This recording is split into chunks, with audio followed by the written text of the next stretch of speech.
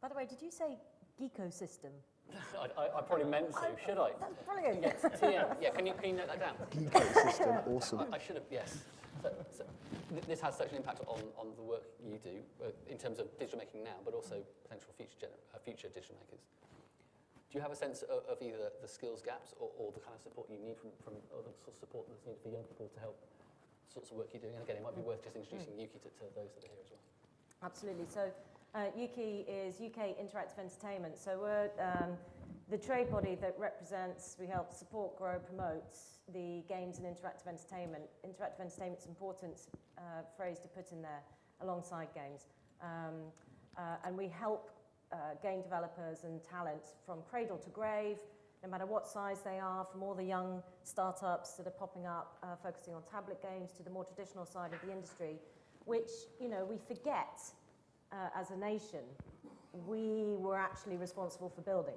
You know, the games industry is about 30 or 40 years old, and it started with those early tinkerers, with those people who were with their ZX Spectrums and their BBC Micros going, And especially brothers and sisters. It's very interesting, this sibling rivalry. There's lots of big game studios like Blitz, who's run by the Oliver twins.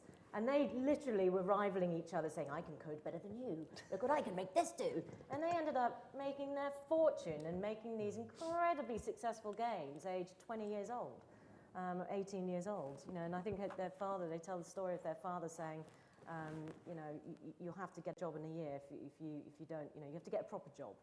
And as soon as they bought their first racing car or sports car, whatever those things are, age 20, you know, he said, oh, okay, then you don't need to get another job. This is your job.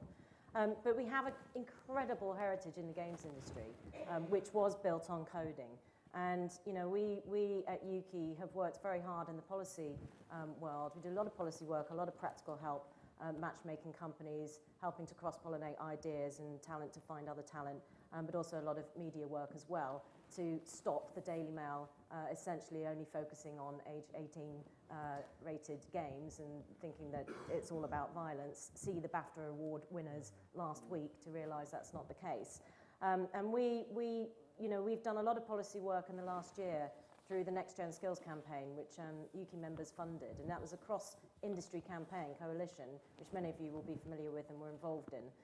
And Theo, sitting at the back there, led on that. And that, you know, got Gove, you know, as a sort of, that campaign was a funnel.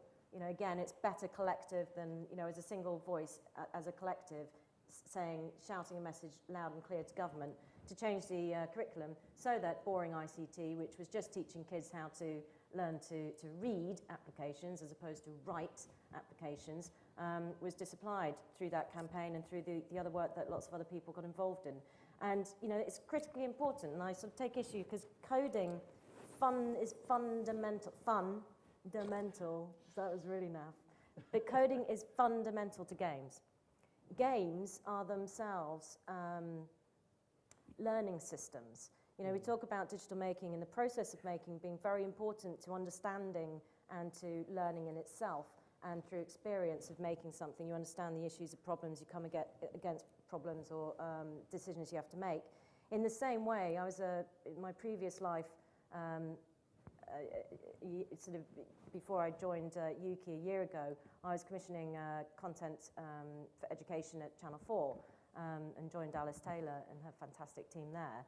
And there, the whole budget, apart from Battlefront, which Nominet Trust also funded, was spent on games because we were trying to reach teenagers with life skills sort of education content.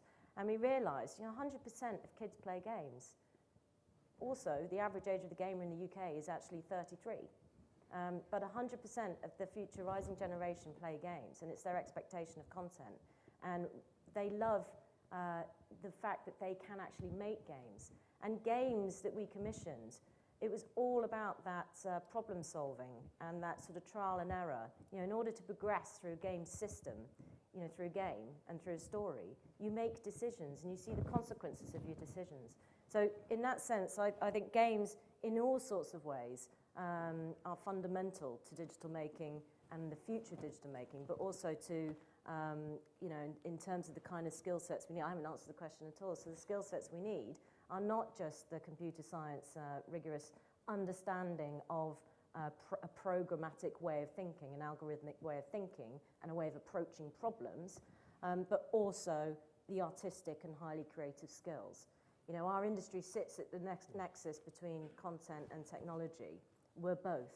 You know, we're fundamentally software, but there are storytelling, fantastic soundscapes, and essential artistic skills that are required. And that's where our next kind of focus for the Next Gen Skills campaign lies.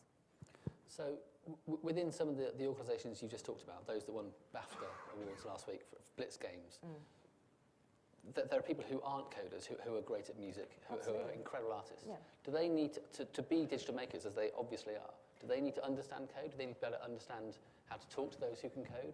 You need to understand what goes into making a product, essentially. You know, and you know, I can't sit there and say, you know, I was thrown into my first job, and I had to learn HTML. I didn't know anything about HTML, but just learning that basic HTML helped me to understand the process and the length of time it takes. You know, and this was always the fundamental problem when I was also commissioning content at BBC in a previous life, and the fundamental misunderstanding was always about production timelines, and TV broadcasters and TV companies would go, yes, we need a digital thing that goes with this TV program.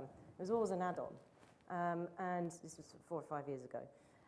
But they never understood that actually to craft this digital content or this compelling game, you need quite a long time, because it is a highly skilled, and it's a job that requires all sorts of different skill sets, and it is a craft. You know, we in the games industry consider ourselves the new digital manufacturing. You know, that's what we are doing. We are manufacturing experiences